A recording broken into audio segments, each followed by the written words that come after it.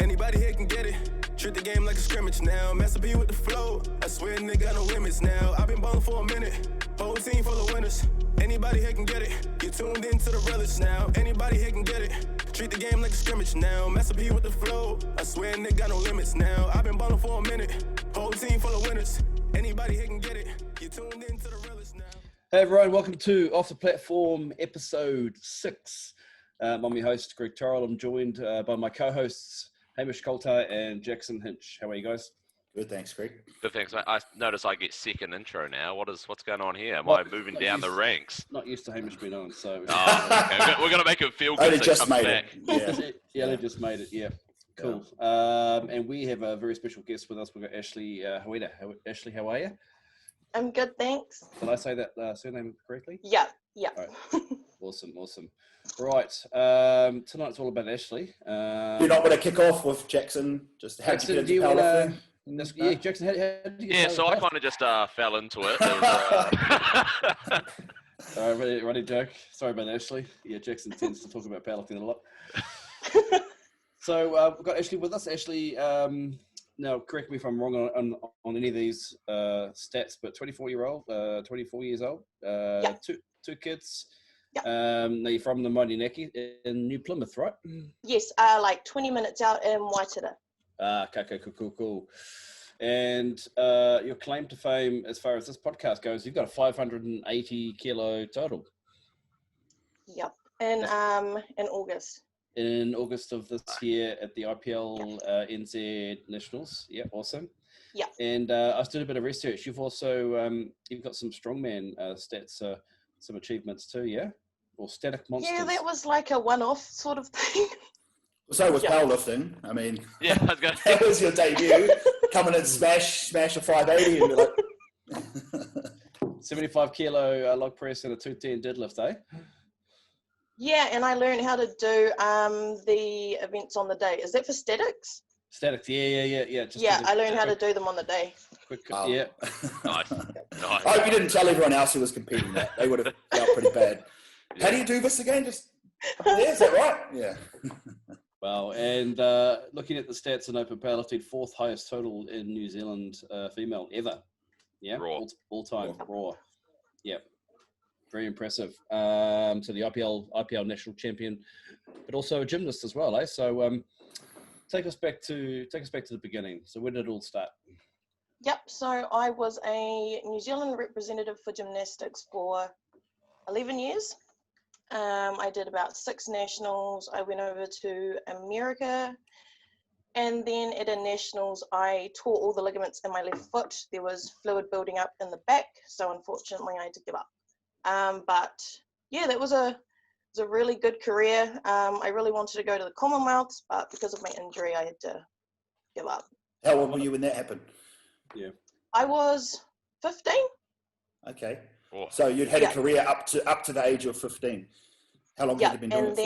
And then, because I'd quit and I was training 6 days a week for 3 hours, it was really hard to be normal, if that makes sense. Yep. Like be a normal teenager. Mm. Yeah. I don't think you're talking to any normal teenagers here. Hamish, were you a normal teenager? No, I was obsessed. Yeah, I still am, but yeah. Still am. Yeah. Jackson, you still are a teenager. I still basically am. So I mean, it's ongoing for me. Ongoing, yeah. Okay. No, actually, he's younger than I am. I'm not even the youngest person here anymore. Yeah. Ashleigh, 24. Yeah. You wow. Yeah. See, I'm So, a senior. I'll get my gold card soon. Actually, that was 15, eh? So what happened between 15 and, well, I guess powerlifting?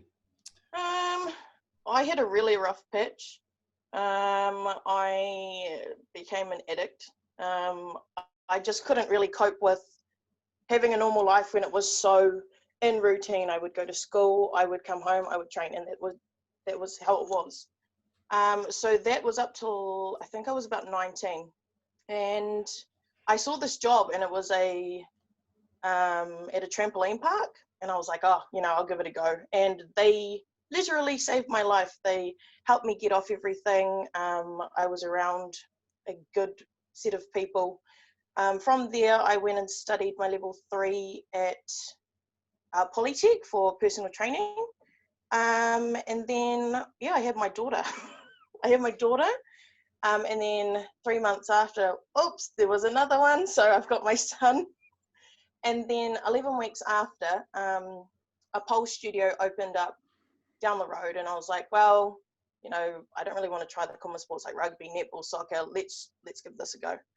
I was very close-minded going into it because obviously you see pole is exploited in a different type of way. So I went down, did not realize how much upper body strength that you need for it. So from that, I did it for about a year.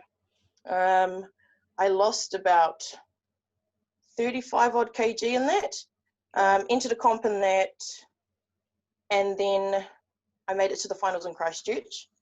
And then because my cousin's been doing IPL for about 3 years, she'd been going on and on about it to give it a go. And I was like, no, like it's a man's sport. You know, I got mocked quite a lot at high school for being quite muscly. We've got Jackson as well. So yeah, I just you know, come along. We take it up. Yeah. But yeah, I went and competed at Record Breakers in Hamilton. I had next to no training behind me. I learned how to squat depth an hour before the comp. Dan was able to help me. I think I did a 130 kg squat, 100 kg bench, and a 175 dead. So that's sort of how it started. That would have been a record, was it, at the time? Yeah, but because I had no idea that you had to go up to the table and tell them, it didn't count. Okay. That old chestnut. Yeah, the old go to the table, eh? Yep. Yeah, it's caught many people out that one. Yeah. Oh, so that meet, when was that? 2017, did you say? 3 years ago? No. That was last year in August. Okay, that one's not on open powerlifting, is it? So yeah, so he seems to have put IPL on there since nationals. Oh, okay. We'd only see the one comp on there, so not as impressive if it was your second comp, but carry on. No. And then from there, I sort of trained off and on with it. I competed in November of last year, and it was a 160 kg squat, a 110 kg bench, and a 200 kg deadlift. And as I walked up to receive my medal, I walked back and, sorry, my dad's there. My dad started crying, and because my dad's really, really sick, I thought to myself then and there that this is a sport that I'm going to try and take as far as possible while he's still around. Awesome. Good on you, Ashleigh. Yep. Then from there, I sort of trained off and on again. In February, I went for a 190 squat and I knocked myself out because I didn't know how to bail. So I went down and I was like, do I try and throw it back? There's someone behind me. So I went like this and I just went back with the bar. Wow. Well, what a trooper. What did the spotter do? Did they jump out of the way? Yeah. Yeah, good. Yeah.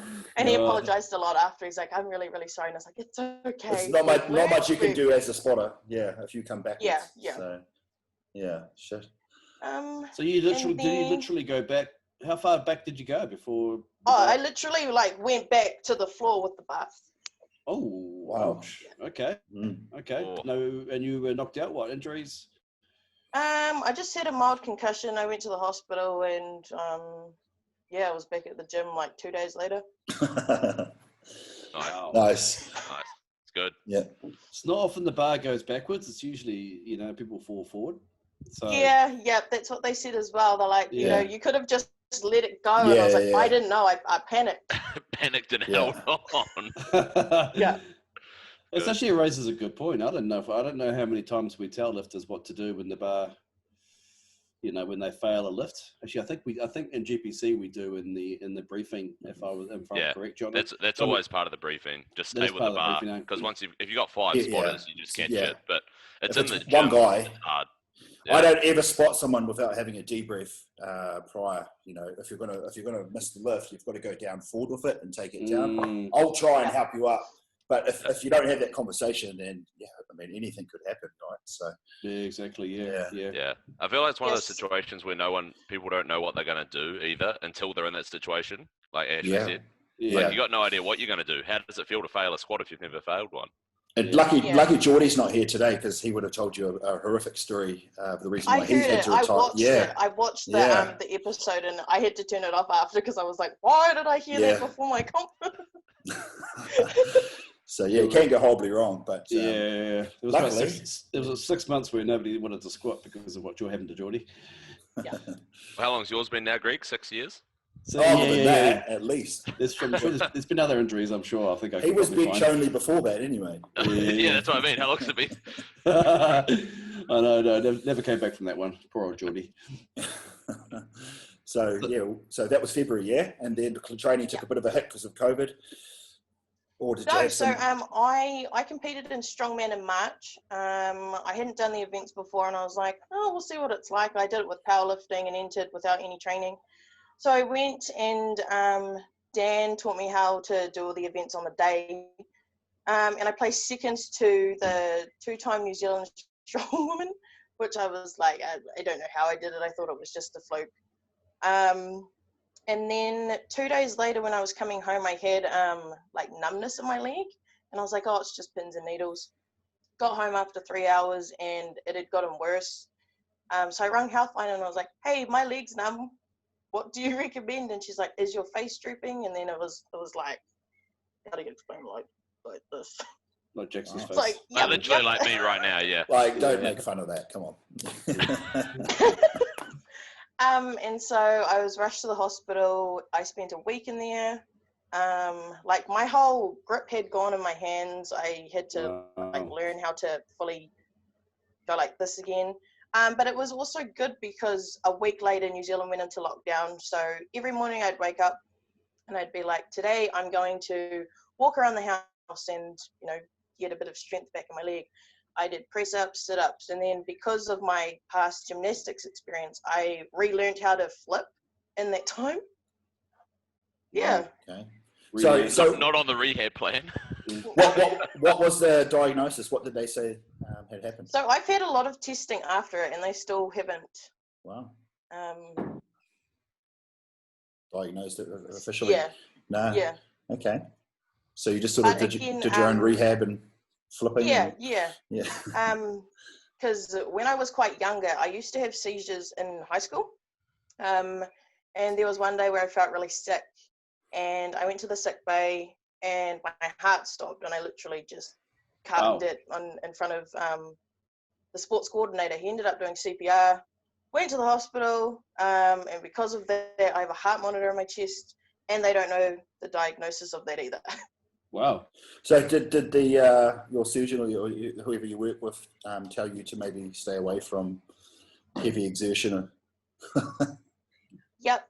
Haven't listened to that. So it was more do light training and not very often. So I went back to I went back to the gym, and 2 weeks after that, I was doing a squat, and I didn't count how many weights were on each side of the bar. So I thought it was 200, but it was 220 because of the right side. So as I was going down, it started to tip, and I pulled in my arm, and I tore the rotator cuff. Oh no. So from that, the physio was like, I don't think you should do nationals, or you can do it, but with half of the weights. And I was like, okay, please give me the rehab thingamajiggies. I'm going to lift on top of doing that. Yeah. And the rest is history, eh? And that's it. And then you turned up at nationals in total 580. So was the plan 1160? On openers. Yeah. No, what was the plan? Actually, it was half of 580. It wasn't double 580. The plan was. That's what I mean. Yeah. The plan was obviously 600. If you look at plan would have been that last deadlift, right? You were. What did you get? You got 240 squats. So were you going to go in with the 120? Was it? You were going to just do 120 and see how it goes? So I knew going into nationals that I was going to go over 200 because after the incident, back in Feb. I then trained with Jamie and Eddie Marshall. They lived like an hour away. And I would just get them to spot me for squats because they were literally like the only people I trusted after that with spotting. Yeah, I trust Jamie and Eddie. Yeah, they're pretty strong. Yeah. They'll catch you. Give or take, boys. Yeah. So in, I think it was July, I'd gone from a 190 squat and then I hit a 220 with them. So I knew it was going to be over 210 at least for the third lift. But yeah, Dan was like, just go for the 240. I feel like you could do it. And I was like, all right then. All right, load up. Yep. And it was ugly. And I still look at it like, how did it get counted? But, you know. Hey, white light. Yep. I remember seeing the video. That's like just a YOLO. That's a Hail Mary squat, but it came up, so stuff it. Yeah. It's good. Exactly, yeah. Yeah. Well, so Ashleigh, was there any, did you feel any weakness or did you feel any like balancing issues with the shoulder and the stroke, a few months earlier? Did you feel that when you were lifting? So with the arm, yes. So I just completely cut out bench until nationals. As for the stroke part, not really. In my leg a little bit, and in some of my training videos, you can actually see that I'm fully lopsided and I'm trying to take all the weight on one side. But yeah, it was really only bench that sort of hurt my arm. But I think we waited a month and a half to do the bench, and it was originally only 50, 60, 70, but because I was so amped on the day, I did 54 warm-up, that felt good, 60 was good, went up to 80, did 100 for doubles. Then I was like, okay, well, because I couldn't change my opener, which was at 50. So I was like, I'll go from 50 to 110. So did a massive jump. And then I was like, I think I can go for 130. So I went for 130, did not get it. It was not going to come up because my arm started to hurt. And I was like, well, we gave it a go and we know for the future.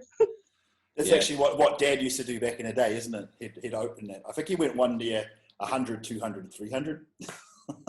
No, one year. I remember one year he went 140 raw, chucked on a shirt, and went tried a 300 for bench, but missed it. Yeah, because those multiply. I think it was a multiply shirt. They're unforgiving. You've got to work them in, don't you? So yeah.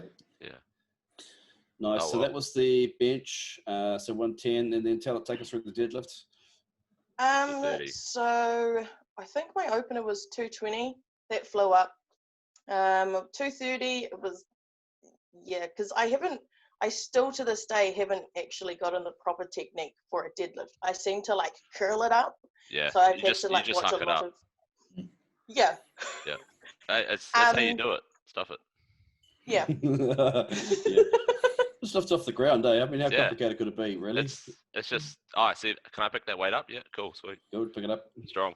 Yeah. And then my third lift was 250. I didn't realize how far it had gone up. I thought it was just like a little pop off the ground. So I didn't actually watch that video for like a month because I was really annoyed that it didn't get up as far as it did. But I realized that it got past my knee. So I was like, cool, I'll just aim for it in the future. It's there, isn't it, one day? So in terms of deadlift and training, where did you get to in training? Like what was your lifts in training? Before nationals, I think it was like 215 for 3 or 4, 180 for 10. Yeah. Okay, so you knew you had a pretty good inkling 230 was there in the day, eh? It wasn't just it wasn't an out there number. Nice. Okay, so and a 580 kilo total, which is amazing. So 4th highest in New Zealand ever, and huge. And I'm guessing, Ashleigh, not enough, eh? You want more? That's not enough. Not enough, eh? What's the goal? Let me bring up open powerlifting again. I would love to be top 10 in the world by the end of next year. And the way I've worked it with my coaches is, so like he used to give me really suitable numbers and I wouldn't listen because I was like, hey man, I'm on a timeline here. My dad is really sick. If he was to pass away tomorrow, I'd just quit because like this is a dream for me and for my dad.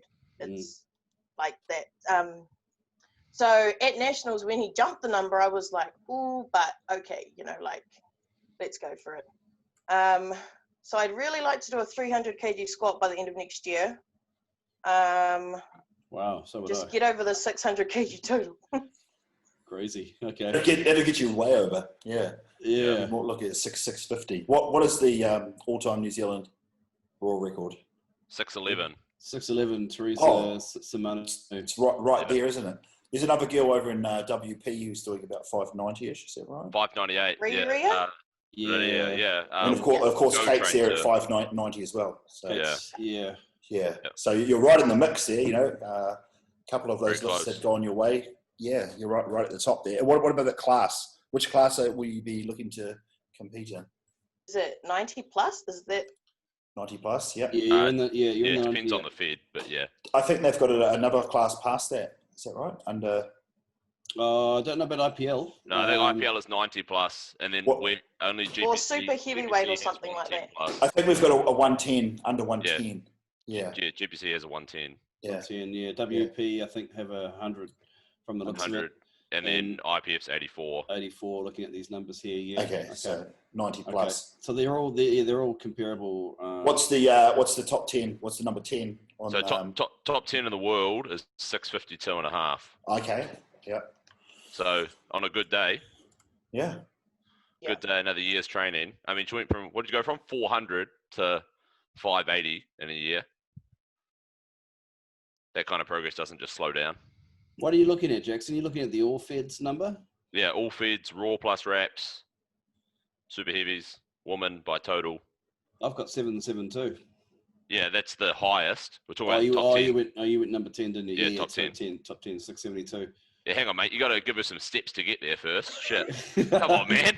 So actually, just chuck her in the deep end. 772, please. So you need So what did that 772? How much did she weigh? April Mathis. Oh yeah. She's She weighed 125. massive bench, hasn't she? Yeah, she got a 320 200. squat, 200. I know, and a 232.5. 200 bench. A 200 bench the shit. What? Jesus. What is going on? I didn't even know there was a thing. Oh my goodness. Okay.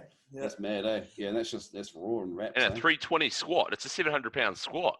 There you go, Ashley. Something Jesus to Christ. work towards. Yeah. Yeah. So from the looks of it, it's obvious there's no New Zealanders in that top 10 actually. So, for you to get, you'd be truly. I mean, I know you're doing it for your dad and for yourself, but you're doing it for your country too.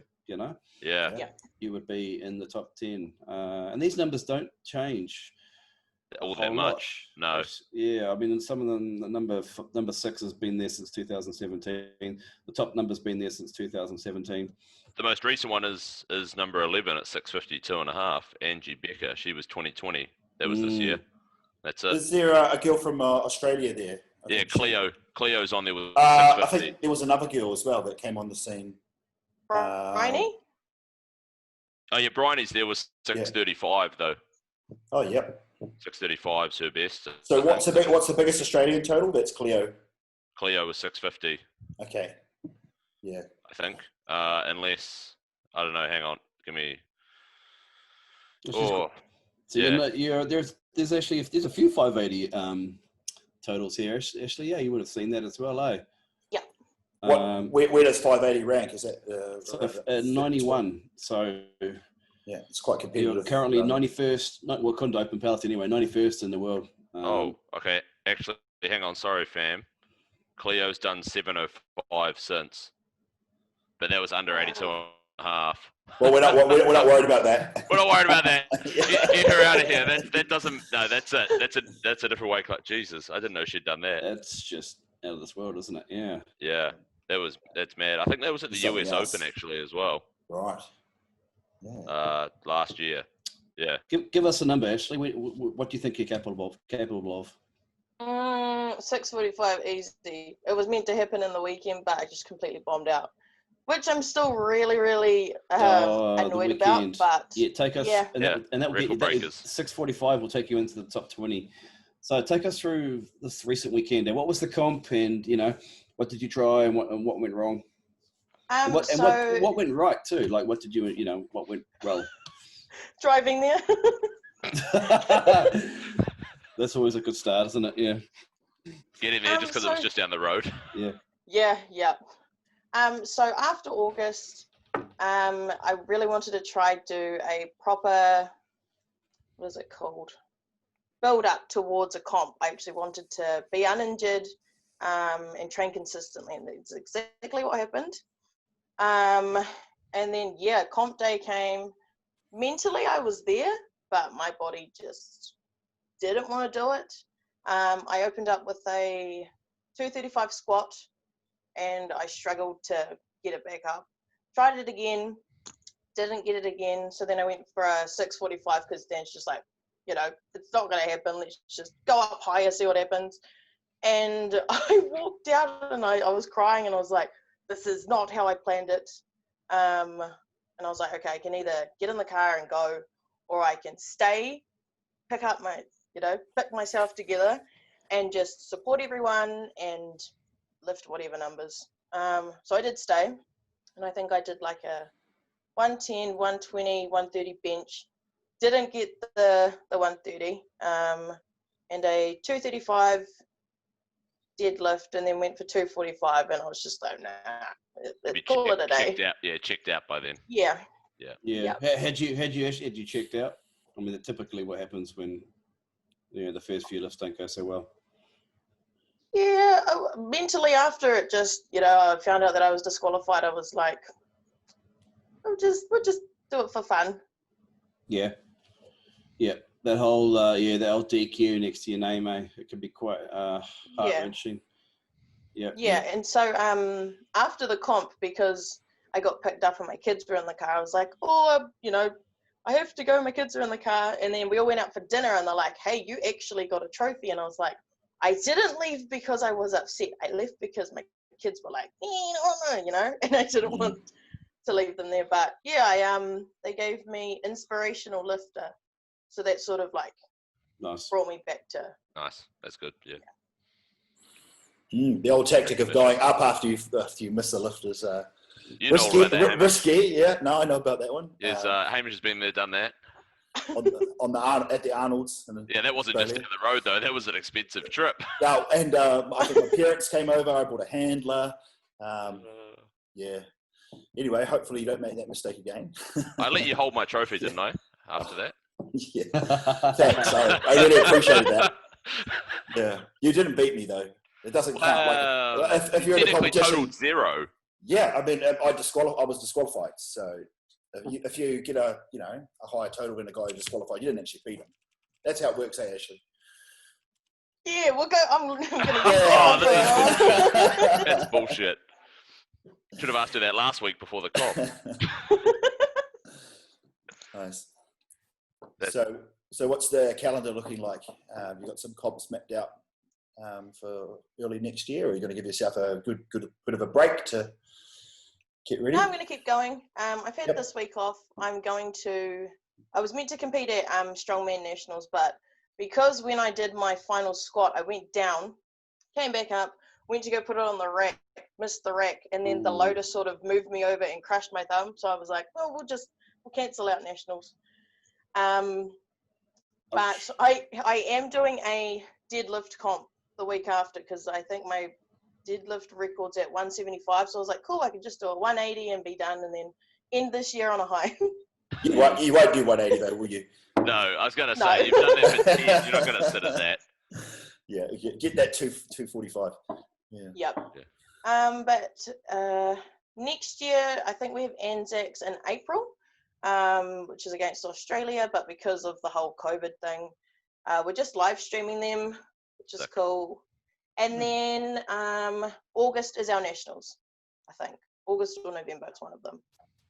Nice. Yeah.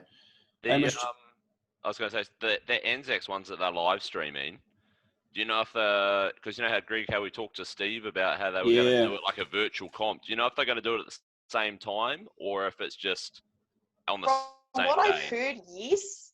But I haven't actually fully asked Dan yet. Interesting. That'll be cool because you can actually compete with the other person on, in Australia if you. If you had a projector or something, with like a big 3-meter wall, and then you had their platform next to. Yeah. Or even at the back of the platform, that'd be awesome. Yeah. It's a cool concept to have it like real time, if you know what I mean. Because then it does, it gives you a virtual comp, really. That'd be something you could run if we didn't have so many lifters at the push-pull, at the end of this year. But bit too short of a notice to tee it up. We'll organise that in 6 days. Bloody hell, Hamish. I was thinking that's actually a really good idea, but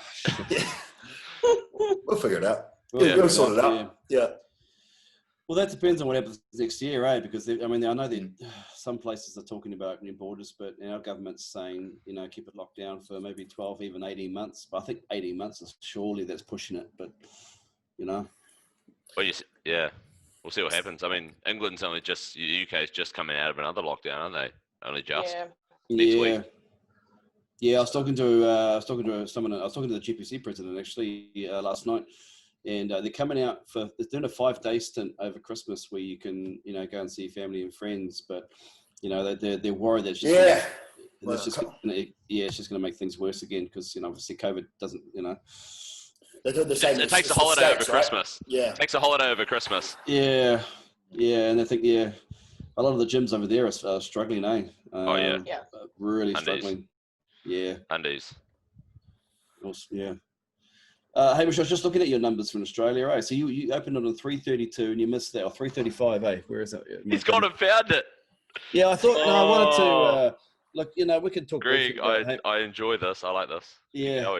You got a couple of disqualifications in your open powerlifting record, eh? All right, it's because I cut to under.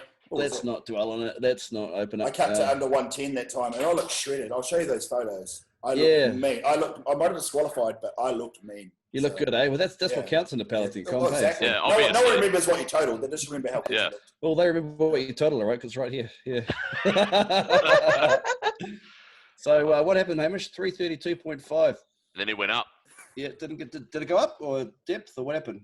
I'd come off a pretty good season the year before. I'd done 350. Here we go. No one cares. And training was going well. I was squatting I think I did 360 in that prep quite comfortably.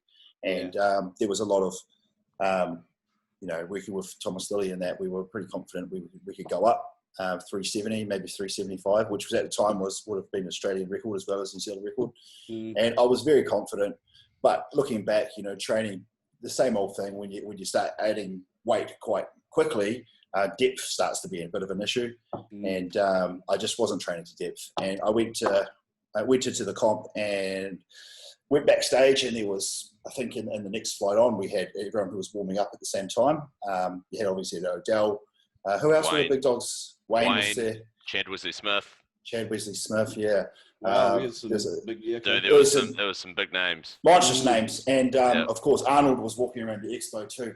And we had this is the first year of that main stage that they had. And so there was like thousands of people watching. There was live cameras. And I was the last person to go out on that flight.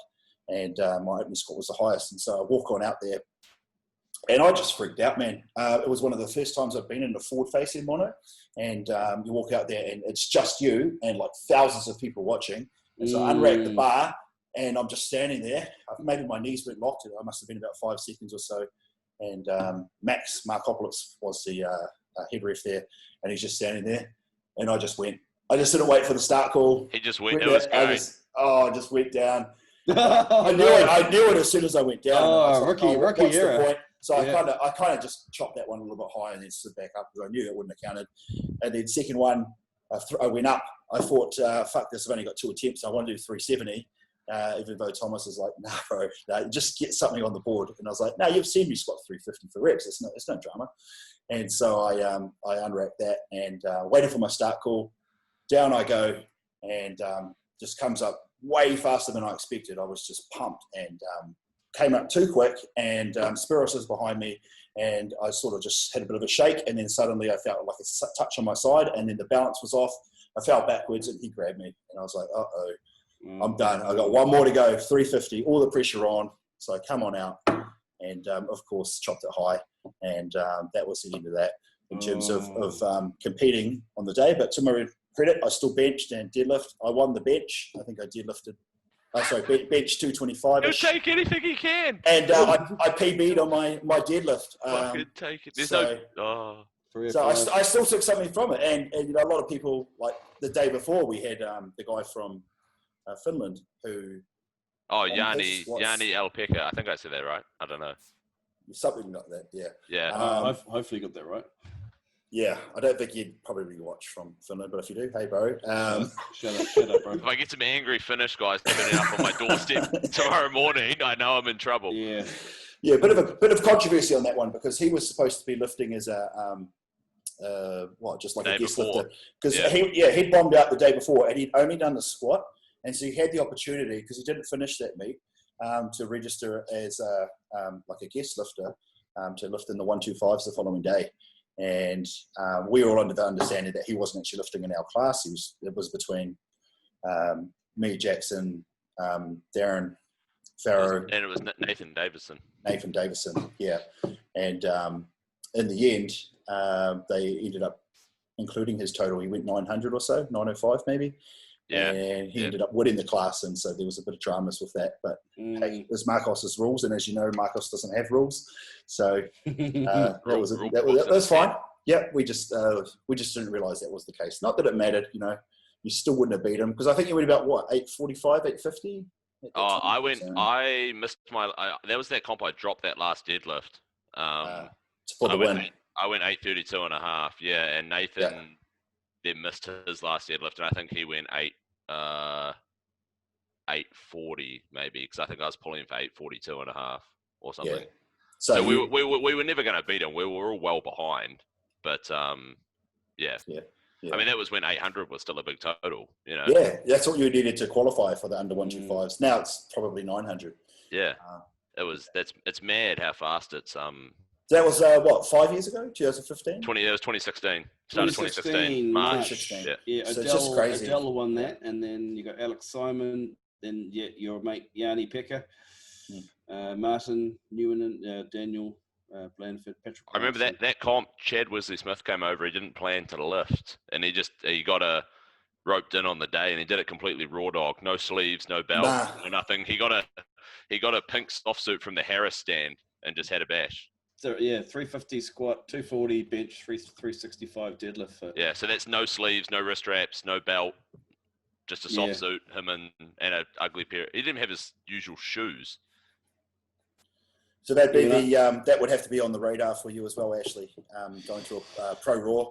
Yeah. Once we sorry, we kind of hijacked that. Oh, sorry. I was leading it back in. You know? It's all good. The experience. Hamish has been dying to have a bit of a bash on this old podcast thing, so it's good to get it out there. Tell us how you got started in powerlifting, Hamish. Well, I kind of fell into it. All right. Before or after I did, must have been a big trip. Well, I'm a lot older than you, so yeah, it's definitely.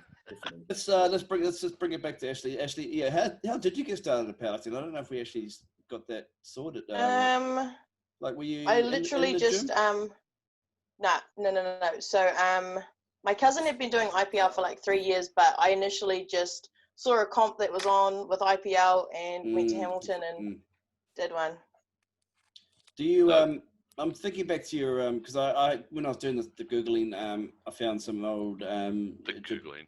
Greg is such a middle-aged white man. Not quite middle-aged, man. I'm 43, so that's not middle-aged, is it? The googling. Who says that? I'll do the old googling. Right. You young'uns, say. I was doing a bit of a web search and came up with your gym, some videos from your gymnast days, and you're pretty good, eh?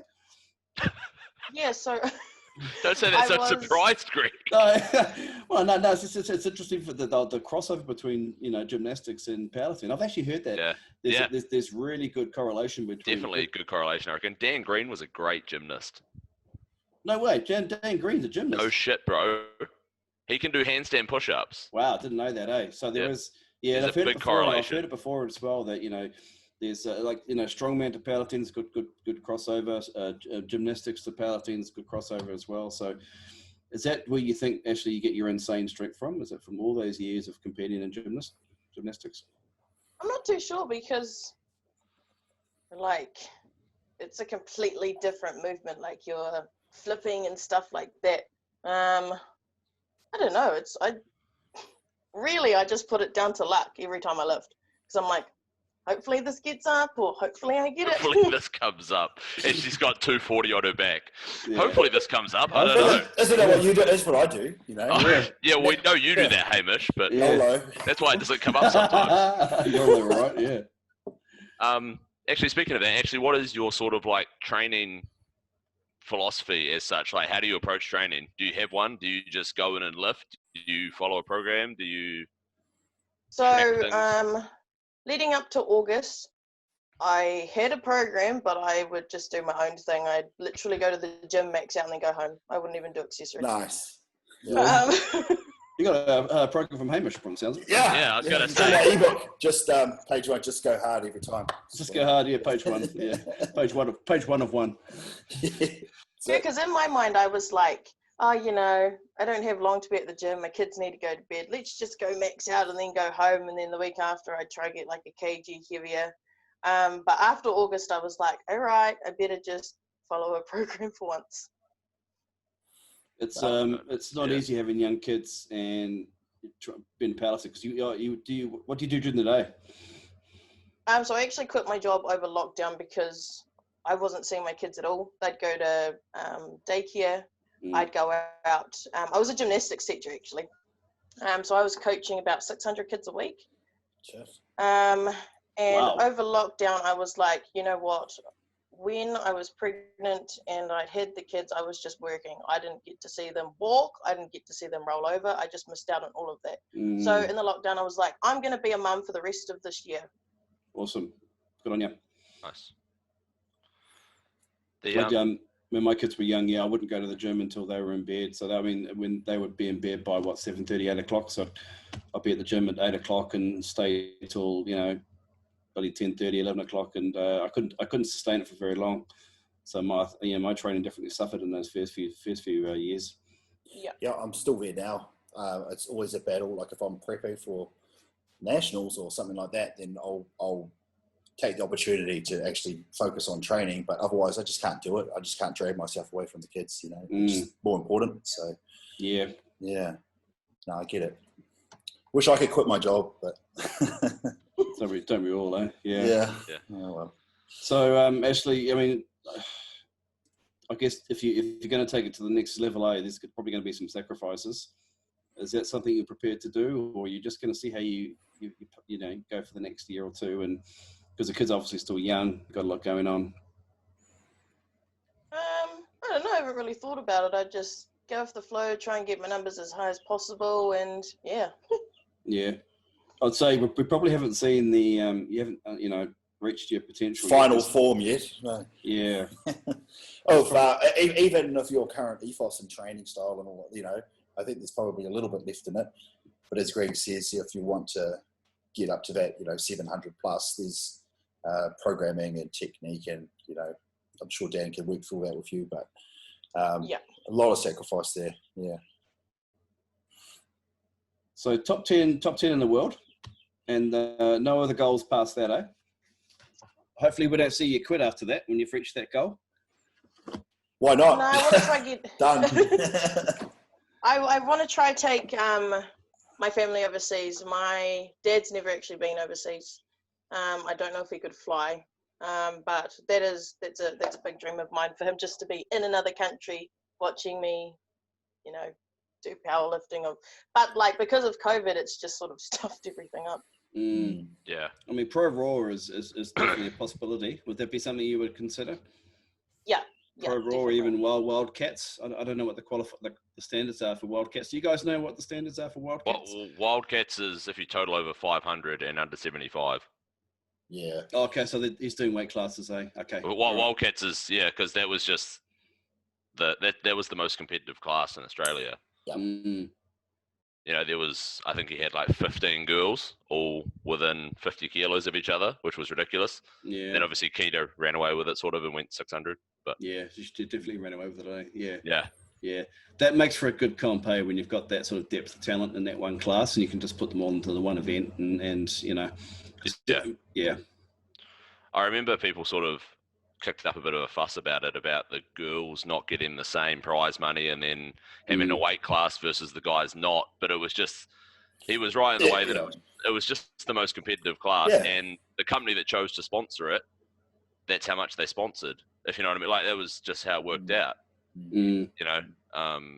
But it was an awesome comp. You know, they were real battles for placings because they were all so close. Yeah. You know, that it's kind of scary that in Aussie alone, that 500 total for a girl is sort of old news now. Yeah, exactly. Which is pretty ridiculous. The numbers are just going up, aren't they? Yeah. Well, how many have gone over 500 in New Zealand? If you've still got that up, Greg. Over 500 in New Zealand, eh? Yeah. Wouldn't it be more than 15? I'd be surprised. Oh yeah, I'd gander a guess at 15, 12 maybe. 12. 9. 9. There you go. Shit. All right. Overestimated. Ashleigh. Ashleigh's the most recent one. Ashleigh, 505. Came in at 505. Yeah. So that'd be the equivalent of 900, I suppose, for guys. I think you pretty much just halve it, eh? Give or take. Yeah. Yeah. So the 500 is like the 1,000 for men. I guess that's probably a fair estimate, eh? Would you guys agree? Well, no, in New Zealand, we've got no guys. It'd be 900. So what I'm getting at is to go like another 20% above that at 580, 600. Yeah, right. Yeah, impressive. That's just great. It'd be like a guy going 1,050. You know. I was looking for a formula. You know, we love our formulas in powerlifting. Oh, I don't like formulas. Get out of here, Greg. Yeah. You're talking to 3 people. I don't think any of us care about formulas. Yeah. There's got to be a formula for off the platform. I always say, Ashleigh, if you have to bring out a calculator to tell me that you won, did you win? You know. Yep. Yeah. Nice. So just take it back to Ashleigh's training. What do you do anything nutrition wise as well, or is that would that be the next thing that would help you take it to the next level as well, or? So after my stroke, I actually got told by a lot of people to quit powerlifting and do something like running, and I was like, standard. Yep. So it got to the point where I was like, I'm just not gonna eat because there's so many people just critiquing me and stuff that I got really down about it. And so I think I passed out quite a few times because I was trying to lift really heavy with absolutely no food, that I've eaten. So after August, I was like, stuff all of you. I'm going to eat what I want, when I want. And from there, I've noticed that my lifts were flying up. Yeah, 100%. It's a big thing that people don't realize. And I mean, you're lucky you sort of switched onto it quite early in your career that, you have to be able to recover from the sessions as well as, otherwise the training is pretty much null and void. Yeah. Almost. I think I saw one of your Facebook posts, you've lost about 50 kilos or so. Yes, so from when I started pole fitness in 2017 to now, 53 kgs. Wow. Well done. Awesome. Nice work. But gotten stronger at the same time. Yeah. That's also another reason why I'm like, how did this happen? Thing just works. I guess for you, actually, you're doing really well with your current body weight seems to be sitting comfortably in terms of the strength. So there's probably no real desire to change body weight or go up or even down in the near future because obviously your lifts you feel quite comfortable with that. Yeah. And that's the thing with powerlifting. We were talking about, I think we were talking about this last week, weren't we, guys? Or Jackson? Sorry, not Hamish because he wasn't here last week. Yeah, Hamish was too busy. Yeah, he was on a scooter. My scooter broke down. Oh, you actually? Yeah, I know a lot of our listeners, Hamish, keen to know what first world problems. Yeah, your scooter broke down. Yeah. Right, everyone gives me shit, Ashleigh, because I scooter, but it's not just any scooter. It's a racing scooter. Here we go. It's the most powerful e-scooter in the world. It does more than Hang on. All right, this is going to be longer than my fucking intro. No, right. I'm more interested in e-scootering than powerlifting right now. Oh. I've got an e-scooter podcast. Make sure you tune in. You should start up your own podcast. Yeah, Jesus. Yeah. Sorry, what were you saying? I forgot you were too busy to hang out with us for first world problems. Your electric scooters. We were. That's right. We were talking about how because Jackson was saying his ideal body weight for lifting anyways around that one. What do you say, Jackson? 125, 123? Yeah, mine just seems to be around 123, 124. Yeah, which is not necessarily the most comfortable. I mean, you're not too bad, are you? But if you probably had a choice, you'd be under 110.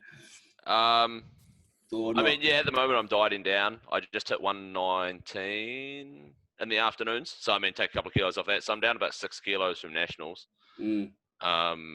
Which I feel really good. We just went. Are you really? Yeah. I just weighed in at 119 as well yesterday. So. Don't lie. I did. 119.1. Oh, he's got to beat me at everything, eh? No, 119.8. So Hamish has actually weighed in at 125.1 to lift in the class above us at nationals. Yeah, I know. That was unintentional. I thought earlier in the week I was 130. Anyway, carry on. But then, we went for a hill walk yesterday, up some of the Port Hills, and I was fine. Yeah. Loved it. Yeah. It's nice to just be able to do normal people shit. Some of the guys saw me on Thursday in the gym. I was doing. I mean, I don't know if you probably don't know, Ashleigh, but the others. I ruptured my Achilles about this time last year. So it was doing farmers walks stupidly. So it's always doing the random shit that you get injured. Yeah. But so I was doing some. After comp, I've just pushed it for the last year, doing squats, deadlifts, etc. So I haven't been doing any running, jumping, obviously farmers walks. I've got PTSD. So I did that on Thursday. I did some farmers walks and did some box jumps and etc. And so it was nice to just be able to actually move and do it, if you know what I mean, not just be able to squat, bench, deadlift, overhead press. So, it feels good, man. But I think, for lifting, you sort of find your ideal body weight. So, I mean, the next comp I do, I'll be back up to 125 or some rubbish probably again. But, It must be a hard balance for strongman too. Are you doing specific strongman training now, Ashleigh? Nope. So I made the decision between powerlifting and strongman because it was sort of do I want to try and get really, really high up in the rankings for powerlifting, or do I want to try and go with strongman? It wasn't really I could sort of do this lift here and there and then compete in this one. So I chose powerlifting because strongman involved a lot of cardio, and it was I'm not ready for that yet. Come back in a few years. Yeah. Right, I did know a guy who won, I think it was a European powerlifting championship and the London strongest man as well. Oh, who would that be? London strongest man. I wonder who that would be. I think it was that guy from Christchurch. He sounds pretty cool. Nah. Yeah, was that a deep lineup, Hamish? That London strongest man comp? Hey, okay. I think he beat Eddie Hall. And no, I beat Eddie Hall's training partner. Oh, sorry. You didn't put the training partner. I feel like that is still a claim to fame. Being Eddie Hall's training partner. It's not bad, surely. It's not his wife, is it? First strongman comp. Oh wow, I don't know. No, this guy was pretty big. Oh, there's a guy. Okay. Now, his wife's hot. Have you not seen this documentary? That guy's not very hot. So anyway, yeah. No, I first strongman comp, open. I was the smallest guy there. Still won. So wow, there's something to it. There is. The guy who won. I was going to bring this up. World's strongest man. He was only 300 pounds. I say only. Only 300 pounds. The average of the past 10 years with Big Z and Four and Eddie and so forth was 400 pounds. Yeah. 6'7" was the average height. He was 6'2", I think, 6'1", maybe. I think he's 6'2", 300 pounds. Yeah. And so he's considerably smaller. But I think maybe strongman's putting in a bit more of the endurance stuff and that combination. There was that year that Eddie won, and it was basically static stuff. Yeah. And people lost their fucking minds because they were like, "Oh, you fixed it for Eddie to win." Da da da. But now they've made it a good balance again. It was Alexi Novikov. That's right. Yeah. Young guy actually, but he won World's Strongest Man. 25 actually, or so. He was small, but he actually won the static event. He deadlifted something ludicrous he deadlifted 537. on that 18-inch, the wagon wheel. Wow. So he actually won the static event anyway. Did you do a rack pull in your event, Ashleigh? What did I do? We started with, is it the medley? So it was like a barrel-looking thing, a sandbag, and a Husafel. Is that what it's called? Oh, yeah, Husafel stone and a keg and a sandbag. Yeah, that The thing. carrot loading race. Yeah. So that, and then we had I think it's called a Viking press, where it's like there and Yeah. And then it was the Conan wheel, that one. Oh, that terrible. sucks. Yeah. I think looks I made it horrendous. like once round and then like a quarter, and I was like, nah, it just, nah. Yeah. And then the fourth one was it a Herc hold? Yeah. Oh, yeah. Is that? The one where you're like, Out the that? sides. Yeah. Yeah. yeah, and I won that event. I was so happy. Well done. Awesome. Even with a torn rotator cuff. No, this was before. This was 2 days before the start. rotator cuff. That's how I tore my rotator cuff. But actually, it was buckets of beer at a I bar. remember this story. What? Beer. He won a competition in a pub for free beer by holding beer jugs. In my sister's pub. Anyway, it was you got to hold out the beers for as long as you can, and I was like, let's see what's the record all time that you guys have had in all the bars that you've gone to, and they're like 8 minutes 30. So I'm like, yeah, and I'm out there. No man. 9 minutes 30, and Wow. I'm like sort of stretching my arms around because I'm getting pretty tired, and then I go, and it just fucking tears all the way through there, and it's Hamish. been 2 years, and that's why my bench was shit at nationals, but it's still Okay. okay. You need to listen to this guy. The excuses are endless. 10 weeks out, I benched 210 when I My started. dog ate my homework. I ripped my rotator cuff holding a. Are we going to be long? I mean, I'm going to go scootering. While it's still light, so people can see him. Actually, you got hit the other day, didn't you? Yesterday. You got hit the other day. Yeah, I had my first accident. A car hit me, and I don't know how because I wear like fluoro, goggles. Yeah, I can tell you how, man. It was intentional. Yeah. that wanker. Yeah.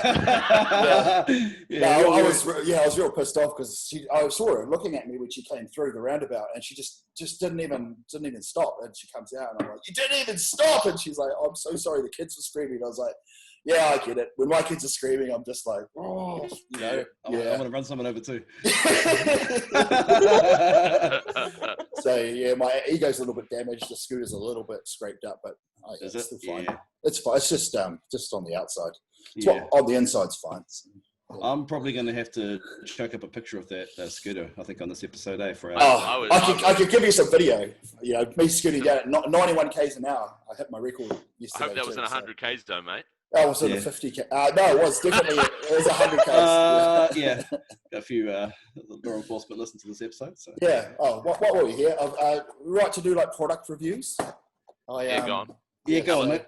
So Sugar-free LMP. Yeah, how's that? Hit us with a sponsorship at beastbuilder_. I could maybe see if I get a sponsorship. I signed up to Dollar Shave. LMP, it's the tits. Dollar Shave Club, who do a lot of the all your razor blades and your face I've heard of it, stuff and blah, blah. Nice. Yeah, I've started a new business. It's New Zealand based. It's a subscription thing. I'll plug that later on once it's up and running, but very similar. Anyway, I got this. They said, would you like to add? No, you don't need any. Would you like to add this doesn't work for you, hey? groundskeeper product in there? And I was like, oh, why not?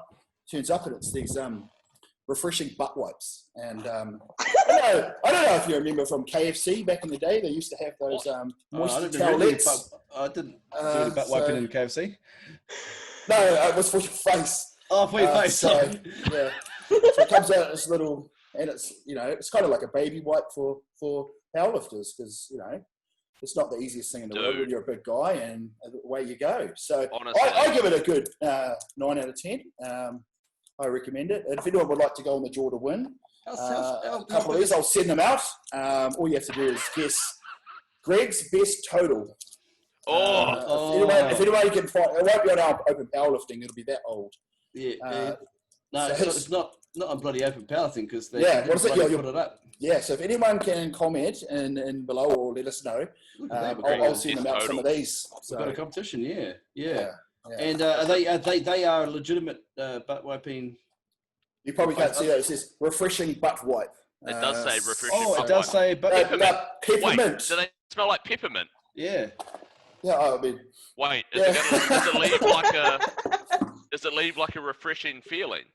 It's like you've just used mouthwash on your butt. Wow.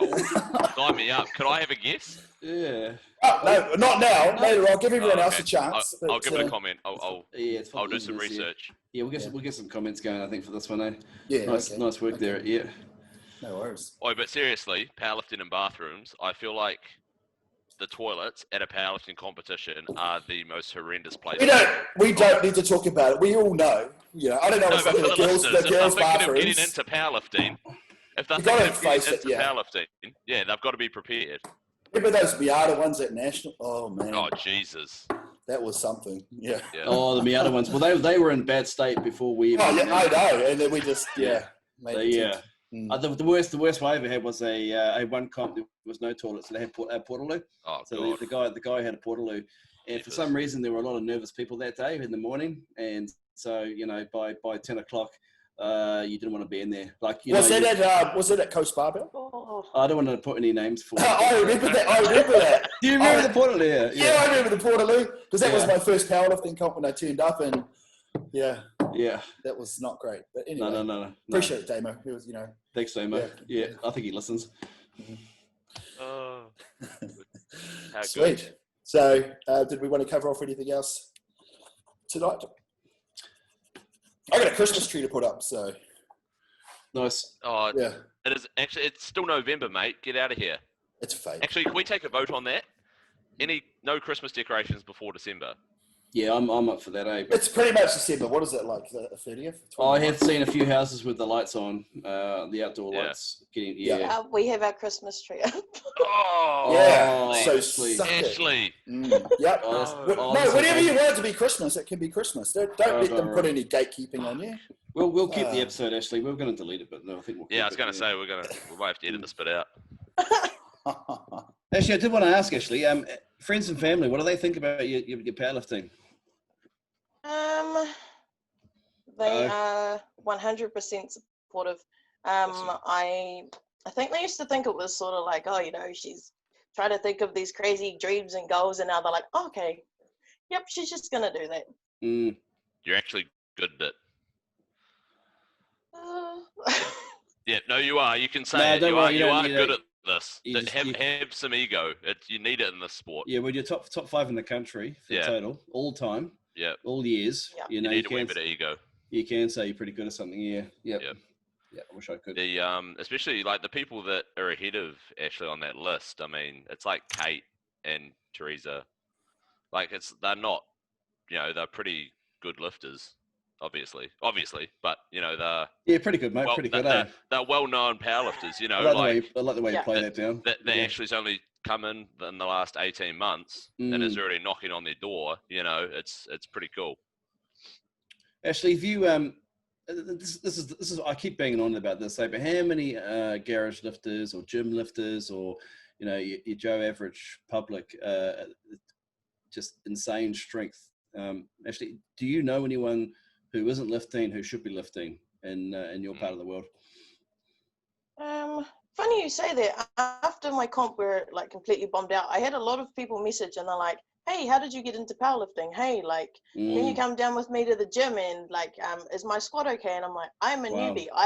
I'm still learning myself. So it's sort of like pointing them in the right direction and yeah. Yeah, and I think you've done a bit of local New Zealand media too, which is really good. So you probably have people that have no idea about powerlifting, at least with some idea about powerlifting now, eh? Yeah, that part was crazy. And it was because of my dad. He rang the newspaper and then it went to stuff. And then I had radio interviews and it's still going now. Like I had you're featured on New Zealand. You're having a podcast interview, yeah. New Zealand's #1 powerlifting podcast. Well, you can't go any higher. Wait. North Shore Barbell is we're number 2. No. Too soon. What? What? One podcast a year? We've had 6 in 6 weeks, G. I know. Number one podcast. You've made it, Ashleigh. The people's champs. Yeah, exactly. Never mind stuff. This is this is where you want to be. Might be Rogan next, but we're still out there. I doubt anyone's watching this far anyway, so you can say anything. As soon as Hamish started talking about butt wipes, they stopped watching. No, they'll skip forward to that bit. So. Yeah. Oh, my nana's going to watch this as well. Oh no. Hamish. I should have sworn a lot less. Apologies. Sorry, Nana. No, it's fine. It's fine. I did as well, family. so she's going to be like, Oh. What you doing? Yeah. We all know how grandmas are. Yeah. That was a good impression there. Jackson. Yeah. Thanks, mate. Yeah. Yeah. I mean, I've had the same. I've had that. You've had the same. She's a grown woman. I don't think she needs to. Anyway. Yeah. No, that's what grandmas do, is it not, or is that just mine? Mine that's did. just yours. Yeah. Okay. Awesome. Actually, I forgot at Record Breakers. I hope I say his name right. Marty Warangi. Is that? Yes, I believe that's probably right. The Beast. Yeah. 262.5 kilo bench press. Yeah, so see, I didn't actually realize what was happening because I was like, oh, and then everyone went quiet. They turned the music off, and then they started ragdolling him, and I was like, am I missing something? They're like, he's going for a record, and I was like, oh, pulled up my phone. Then I found out after, and I was like, wow, it was incredible. That was a nice lift too. So that's the heaviest raw bench in New Zealand ever. So what was it? It was 262.5. Alexi Novikov, he went 265.5 in Melbourne a couple of years ago, representing New Zealand, but obviously wasn't New Zealand soil. So, right. Okay, so on Mars New Zealand was soil. on New Zealand Okay. soil. And we're lower, so the gravity is higher. So it's higher. heavier. So it's heavier in New Zealand. Yeah, it's heavier in New Zealand. Yeah, so that's basically a 272.5 in Australia. Pretty much. Yeah. And that was, what did Alnes do at that comp in Waikato? 250, I think it was. 250, and that just flew up too, didn't it? Yeah. I think he went 220, 230, 250 or something like that. Yeah. Huge. So he had more, obviously, 265. But yeah, Mars was a long time coming. I think he had gone a couple of comps where he'd kind of hadn't really reached his potential. I think he was around sort of 200, 220, but you could just tell. I mean, his arms are as big as my legs. He's huge. I think he just, oh my God. He just won his 9th New Zealand arm wrestling title in a row. Yeah, I saw that. Yeah, Dude, yesterday. Yeah. I watched some of his training videos, and it's like him versus like one other person with both hands, and they have some guy hanging off a rope off his arm. So it's like 2 people on one, and I was like, holy dang. I remember watching a video of him doing these thumb things, and he had a muscle here that was like so thick. It was like a little calf on his hand. I can't even have normal calves, let alone the one on my hand. No, don't talk about Jackson's calves. Yeah, that's a sore subject. That's what he wants from Santa this year, but he hasn't been good enough boy. Well, I don't think I'll ever be. Still trying to get the old one back. I think Alan didn't have one before. So. Well, it's more than what's there now. Yeah. Oh, that was the Achilles wouldn't have helped, eh? It wouldn't have helped your training. No, unfortunately, Greg, you're about 15 minutes behind on this podcast. No, I'm just catching up, eh? Just catching up with my notes, eh? Let's talk about Jackson's Achilles for a bit. No, let's not. Yeah. Yeah, no, let's leave that. I hit the deck like a fucking sack of shit. Oh, you did? Did you went down hard, eh? I went down pretty hard, man. I thought a plate had hit me in the leg, eh? Oh, did it was, yeah. Was that long? Carry or Farmers carries. Yeah, farmers carries. Yeah. Walk. I thought one of the plates had come off and hit me in the back of the leg, and I sort of turned around. And as I turned around, I went to put that foot back down and just hit the deck. Did nothing that couldn't sustain your weight? Nah, not at all. I said to Chris, I was like lying there, and it sort of just started to hurt, and I was like, couldn't move my foot, and I was like, uh-oh. I said to Chris, I was like, Chris, quick, chuck some more weights on so I look stronger. But he didn't, the bastard. He went and got everyone else and said, oh, look at this guy. He took photos and laughed. Yeah, he took photos and videos. And yeah. Well, Chris, I told you to call an ambulance. Oh, sorry. I was just getting crazy. Get everyone else to come have a look and point. That's what we do. Awesome. Yeah. All right. Ashleigh, we'll wrap it up. Thank you so much for coming on. It's been awesome having a chat with you. I hope you enjoyed yourself. Any shout outs you want to do before we wrap things up? We don't usually do shout outs. Plug yourself. Let's do some plugging. Sponsors, coaches, gyms. Alan P. I better do a shout out to Dan, Daryl, who is my other coach, Jamie and Eddie Marshall, Dolly, Alan Kissick. Trying to think of who else there is. Mum and Dad. Mum and Dad. Oh, Hi, Mum. Nice. Hi, There you Dad. go. There you Yeah. go. And your kids. And Nan. Oh, yeah, hi, Sorry, Nan. kids. Don't forget the kids. That's my mum. Yeah, awesome. All right, boys, let's wrap it up. Thanks for joining us. That's episode 6. See you all, guys. See everyone next time. We've got a Pretty big one coming up. Yeah, make sure you don't miss so- episode 7. Episode 7. Yep. Yeah. It's going to be good. Awesome. All right, guys. Thank you. Thanks, Team. guys. All right.